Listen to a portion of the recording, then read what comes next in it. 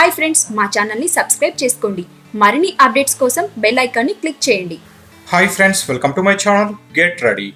తన సినిమా ప్రయాణం మొదలుపెట్టినప్పటి నుండి జయాపజయాలతో సంబంధం లేకుండా విభిన్న చిత్రాలను చేసుకుంటూ పోతున్నారు మెగా హీరో వరుణ్ తేజ్.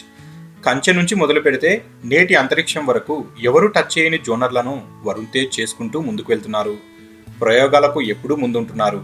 తాజాగా స్టార్ హీరోగా ఎదుగుతున్న క్రమంలో వరుణ్ తేజ్ ఓ నెగిటివ్ రోల్ ఉన్న పాత్రను చేసేందుకు ముందుకు రావడం విశేషమనే చెప్పుకోవచ్చు.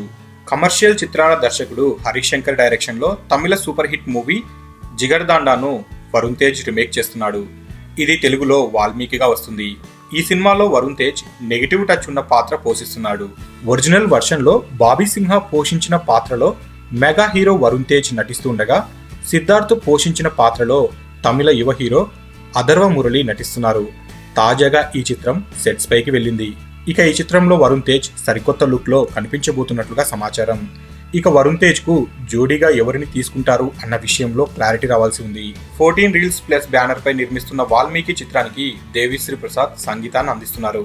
ఇక ఈ చిత్రానికి సంబంధించిన షూటింగ్ ను త్వరగా పూర్తి చేసి సినిమాను విడుదల చేయాలని ప్లాన్ చేస్తున్నారు. మరి తెలుగులో ఈ చిత్రం ఎలాంటి హిట్ ను అందుకుంటుందో వేచి చూడాలి. సో ఫ్రెండ్స్, మీకు ఈ వీడియో నచ్చితే లైక్ చేయండి, షేర్ చేయండి. మరిన్ని ఫిల్మ్ అప్డేట్స్ కోసం మన ఛానల్ని తప్పకుండా సబ్స్క్రైబ్ చేసుకోండి.